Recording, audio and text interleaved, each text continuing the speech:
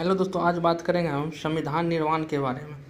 हमारे देश का संविधान किस तरह से निर्माण हुआ और इसकी क्या क्या प्रक्रिया हुई इसके निर्माण में, उसके बारे में हम चर्चा करेंगे। तो सबसे पहले हम समझेंगे संविधान सभा का जो है मांग किसने की कि हमारा भी एक संविधान होना चाहिए जिसके तहत हम अपने देश को चला सकें। तो इसकी सबसे पहले मांग जो है संविधान सभा के गठन की मांग सबसे पहले 1934 ईस्वी में जो है M.N. रॉय ने किया था। M.N. रॉय के बारे में जानते हैं। M.N. रॉय जी कौन थे? तो M.N. रॉय जो है एक भारतीय नेता थे जो वामपंथी आंदोलन से जो जुड़े हुए थे, यानी इसे जो है वामपंथी पार्टी का जो है एक प्रखर नेता माना जाता है। इससे पहले भी मांग उठ चुका था, संविधान का जो है मांग उससे पहले भी उठा चुके थे, वो थे बाल गंगाधर तिलक, और उन्होंने 1895 में इसकी मांग की। लेकिन इतिहास में जो है M.N. रॉय की जो संविधान सभा की मांग था उसकी जो है प्रमुखता दिया गया है।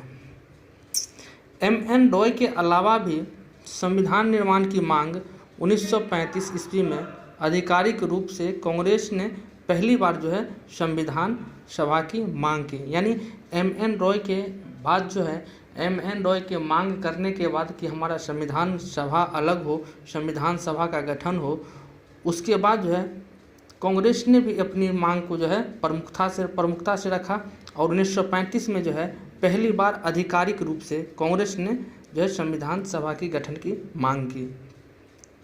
संविधान सभा की मांग जो है हुआ, तो अब बात आता है कि संविधान सभा में सदस्य कैसे चुने जाएंगे, इस पर बात आ जाता है।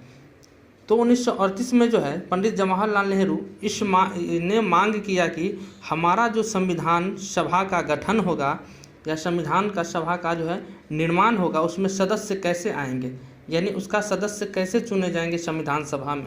तो उन्होंने 1938 में मांग किया कि संविधान सभा का जो सदस्य चुने जाएंगे उसका चयन जो है वयस्क मताधिकार के आधार पर चुना जाए, यानी जो वयस्क मताधिकार है उसके मतों के आधार पर जो है उस सदस्य का चुनाव किया जाए जो संविधान सभा का सदस्य होंगे। तो वही लिखा गया है कि 1938 में पंडित जवाहरलाल नेहरू ने मांग किया कि संविधान का निर्माण वयस्क मताधिकार के आधार पर चुना गया सदस्य जो है संविधान सभा द्वारा किया जाए, यानी वयस्क मताधिकार के द्वारा जो सदस्य चुना जाएगा उसके द्वारा संविधान सभा का गठन किया जाए। नेहरू ने यह तो मांग किया। अब जो है नेहरू के इस मांग को जो है ब्रिटिश सरकार ने आधिकारिक रूप से जो है स्वीकार भी कर लिया, यानी जो नेहरू ने मांग किया था कि संविधान सभा के जो सदस्य हो उसका चयन जो है वयस्क मताधिकार के द्वारा किया जाए, तो उसकी मांग को जो है ब्रिटिश सरकार ने आधिकारिक रूप से स्वीकार कर लिया, जिसे 1940 का अगस्त प्रस्ताव का नाम दिया गया। यानी नेहरू के जो मांग था उसके बात को स्वीकार लिया गया और उसके बाद को स्वीकार लिया गया जिसे जो है अगस्त प्रस्ताव का नाम दिया गया। 1942 में ब्रिटिश सरकार ने कैबिनेट मंत्री, यानी 1942 में जो कैबिनेट मंत्री था ब्रिटिश सरकार का, उसका जो नाम था वह मंत्री था सर स्टैफोर्ड क्रिप्स, जिसे क्रिप्स मिशन कहते हैं हम लोग। तो वही सर स्टैफोर्ड क्रिप्स जो है भारत में संविधान निर्माण के लिए जो है ब्रिटिश सरकार का एक प्रस्ताव जो है प्रारूप प्रस्ताव के साथ भारत आया, लेकिन मुस्लिम लीग ने जो है उसके प्रस्ताव को अस्वीकार कर दिया गया। अस्वीकार क्यों कर दिया गया? तो मुस्लिम लीग का जो मांग था उसको जो है भारत देश में अलग से एक भूभाग दिया जाए, या कहे तो भारत को जो है दो अलग अलग स्वायत्त में यानी दो टुकड़ों में बांट दिया जाए और दोनों का जो है अलग अलग अपना संविधान सभा हो। इसलिए जो है संविधान सभा का जो है उन्होंने बहिष्कार कर दिया, यानी क्रिप्स का जो प्रस्ताव लेकर आया था उसको और मुस्लिम लीग ने अस्वीकार कर दिया गया। लेकिन बाद में होता क्या है, भारत में एक कैबिनेट मिशन को भेजा जाता है, यानी अंत में जो है अगर इसकी ये जो है मुस्लिम लीग जब इस प्रस्ताव को नहीं मानता है तो अंततः जो है ब्रिटिश सरकार ने एक कैबिनेट मिशन को भेजता है भारत, और इस मिशन में जो है 2 संविधान की मांग को ठुकरा देता है, लेकिन जो उन्होंने जो प्रस्ताव रखता है कैबिनेट मिशन, उस अपने प्रस्ताव से जो है मुस्लिम लीग को काफ़ी हद तक जो है वह संतुष्ट कर देता है। तो हमने अभी देखा संविधान सभा की मांग जो है कैसे हुआ और इसका गठन जो है किस प्रकार से हुआ। चलिए अब बात करते हैं हम संविधान सभा का गठन, यानी संविधान सभा तो मांग हो गया, अब इसका गठन कैसे हुआ। तो कैबिनेट मिशन द्वारा नवंबर 1946 में संविधान सभा का जो है गठन हुआ, यानी कैबिनेट मिशन के द्वारा जो कैबिनेट मिशन जो आया था ब्रिटिश सरकार के द्वारा भेजने पर, उसके द्वारा जो है नवंबर 1946 में संविधान सभा का गठन किया। इसको याद रखिएगा, नवंबर 1946 में है संविधान सभा का गठन हुआ था। संविधान सभा का गठन कब हुआ था? तो नवंबर 1946 में संविधान सभा का गठन किया गया था। संविधान सभा में जो है कुल सदस्यों की संख्या 389 था। संविधान सभा में जो है कुल सदस्यों की संख्या जो है 389 था, जिसमें से 389 सदस्यों में से जो ब्रिटिश भारत था, यानी ब्रिटिश के द्वारा जो जिस क्षेत्र पर कब्जा किया गया था उस क्षेत्र से 296 सदस्य को चुना जाना था। और देशी रियासत जो था, यानी जो भारत का क्षेत्र ब्रिटिश का गुलाम नहीं था, उस क्षेत्र से 93 सदस्य को चुना जाना था। इसके अलावा जो है ब्रिटिश भारत को आवंटित की गई 296 सीटों में से 292 सदस्य का चयन जो है 11 गवर्नर के प्रांतों के ब्रिटिश भारत से जो है 296 सदस्य और देशी रियासतों से 293 सदस्य का चुनाव करना था। चुनाव कैसे था? तो जनसंख्या के आधार पर जो है उस सदस्यों का चयन होता था, यानी प्रत्येक 10 लाख जनसंख्या पर जो है एक सीट आवंटित किया गया था, यानी 389 जो कुल सीट आवंटित था संविधान सभा के लिए। ब्रिटिश राज्य को आवंटित 1996 सीटों में से जो है 3 प्रमुख, यानी ब्रिटिश राज्य को जो 296 सीट का आवंटित किया गया था, उसमें से जो उसको 3 समुदायों में उसको बांटना था, हिंदू, मुस्लिम, सिख, यानी तीनों समुदायों में जो उसको 296 सीटों को जो है बांटना था, आवंटित करना था। संविधान सभा के सदस्यों का चुनाव जो है जुलाई-अगस्त 1946 में हुआ। दोस्तों अब जो संविधान सभा का जब गठन हो गया था, तब उसके बाद जो है उसको अब चुनाव कराया गया, यानी जब सीट आवंटित हो गई सभी क्षेत्रों में, ब्रिटिश को, देशी रियासत को और अन्य को, तो जो है अब इसका चुनाव कराया गया। यानी जब संविधान सभा के जो सदस्यों को चुनाव हुआ वह जुलाई-अगस्त के महीने में जो 1946 में कराया गया, और इस चुनाव का परिणाम जो आया तो वह भारतीय राष्ट्रीय कांग्रेस को जो है 208 सीट मिला, जबकि इसको आवंटित कितना था? मुस्लिम लीग को जो है 73 और जो निर्दलीय प्रत्याशी थे उसको 15 सीट जो है मिला। इसमें देशी रियासतों को जो 93 ने चुनाव से अलग रखा, यानी देशी रियासतों को जो 93 सीट का आवंटित किया गया था, वो उन्होंने इस संविधान सभा का चुनाव लड़ने से जो है खुद को मना कर दिया। अब तक जो हमने पढ़ा उसमें हमने अभी तक संविधान सभा के सबसे पहले मांग पढ़ा, यानी संविधान सभा का मांग कैसे हुआ, किसने किया, उसके बाद संविधान सभा का गठन हुआ, उसके बाद जो है उसका संविधान सभा के गठन होने के बाद संविधान सभा का चुनाव हुआ और सभी सदस्य जो है अब चुनकर जो है उसका सदस्य बन गए। तो अब सदस्य बनने के बाद जो है अब संविधान सभा की कार्य प्रणाली शुरू होती, यानी जो काम दिया गया था होना था संविधान सभा के गठन से, वह काम जो है वो शुरू होता है। तो संविधान सभा की जो पहली बैठक जो है वह 9 दिसंबर 1946 को हुआ। कब हुआ? 9 दिसंबर 1946।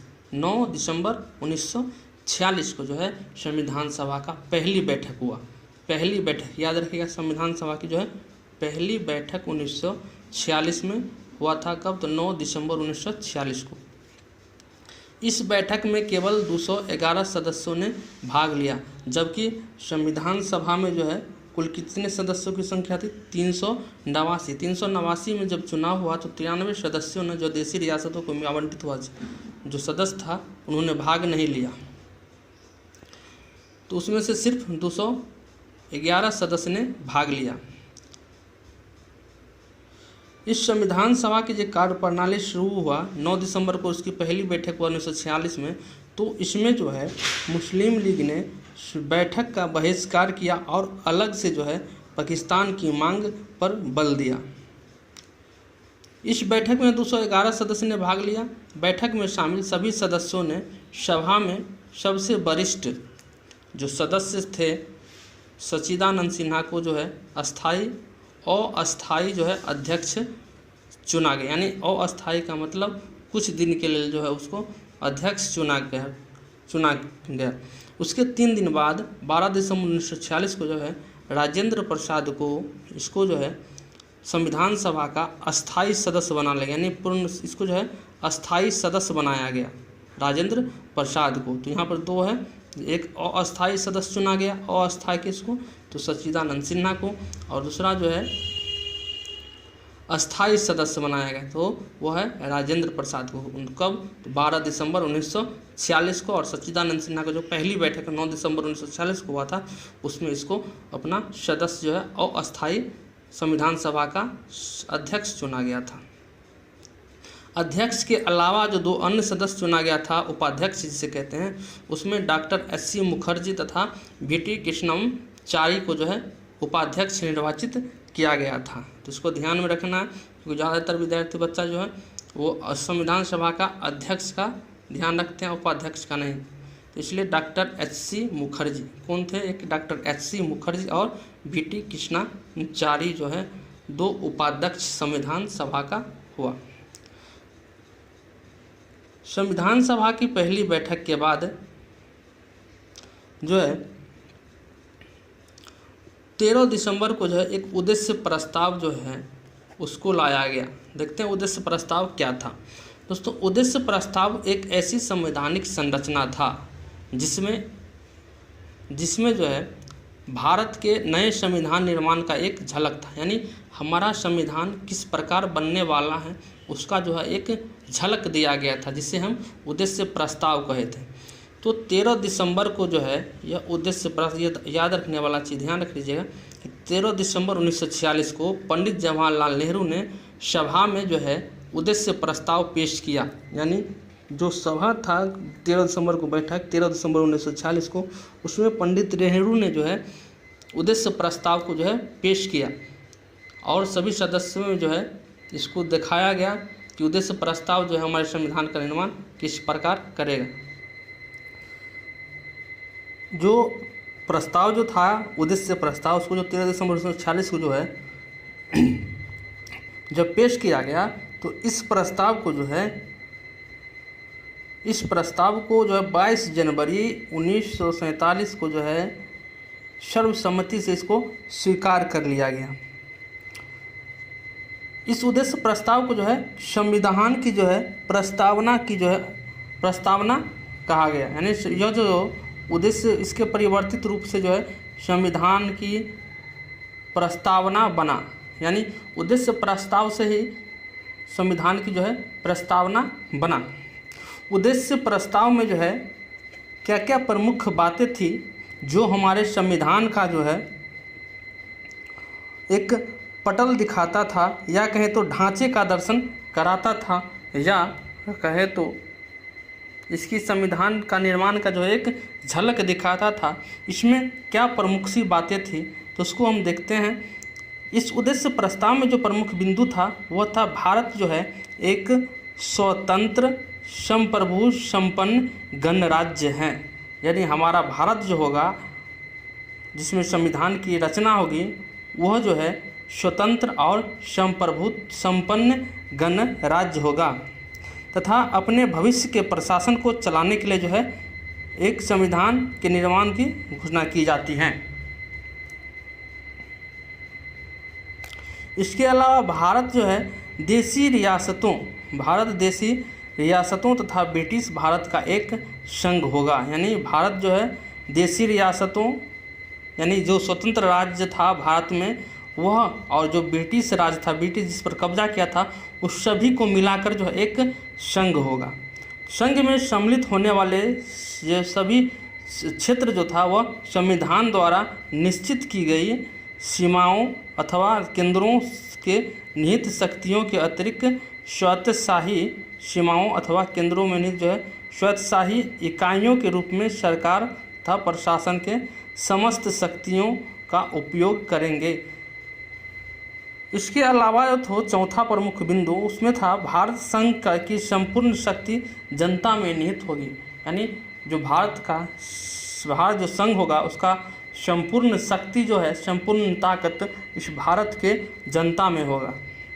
पांचवा बिंदु था भारत के सभी लोगों को बिना किसी भेदभाव के, यह सबसे महत्वपूर्ण है कि भारत के सभी लोगों को बिना किसी भेदभाव के आर्थिक तथा राजनीतिक न्याय का आश्वासन, कानून के समक्ष समानता, अवसर की समता, भाषण, अभिव्यक्ति, विश्वास तथा कर्म की स्वतंत्रता प्राप्ति होगी। यानी भारत के जो लोग होगा उसको इस संविधान में निर्माण में जो है उसको बिना किसी भेदभाव के जो है आर्थिक, राजनीतिक न्याय का आश्वासन, कानून के समक्ष समानता, अवसर की समता, भाषण, अभिव्यक्ति, विश्वास तथा कर्मों की जो है स्वतंत्रता प्राप्त होगा इस संविधान के द्वारा। अब है अल्पसंख्यक वर्गों के लिए। अल्पसंख्यक वर्ग जो थे भारत में उसके लिए जो है अल्पसंख्यक वर्गों, पिछड़ी जातियों, जनजातियों, दलित तथा समाज के अन्य पिछड़े लोगों के हितों की सुरक्षा के लिए भी जो है संविधान में व्यवस्था की जाएगी। सातवां, संघ की एकता को अक्षुण्ण बनाए रखा जाएगा तथा इसके भूक्षेत्र, समुद्र तथा वायु क्षेत्र के सब देश के न्याय एवं विधि के अनुरूप सुरक्षा दी जाएगी। यानी जो भारत की जो एकता है, संघ की एकता, उसको अक्षुण्ण बनाया जाएगा, यानी कोई नुकसान नहीं पहुंचाया जाएगा तथा इसके भूक्षेत्र, समुद्र एवं वायु क्षेत्र को जो है सब देश के न्याय एवं विधि के अनुरूप जो है सुरक्षा दी जाएगी। यानी जो दूसरा देश इसको अपने सीमा को जिस तरह से सुरक्षा देती है उसी तरह से हम भी इसके अपने देश को जो सीमा और तमाम सीमाओं को जो है सुरक्षित रखेंगे। और अंतिम जो था भारत का पॉइंट, भारत विश्व शांति तथा मानव कल्याण को जो है बढ़ावा देने में योगदान भी देगा। तो ये था उद्देश्य प्रस्ताव की प्रमुख जो 8 बातें हैं उसको। अब है स्वतंत्रता अधिनियम द्वारा परिवर्तित। जो स्वतंत्रता अधिनियम था उसके द्वारा क्या क्या परिवर्तित किया गया है उसको जो है इसमें देखते हैं।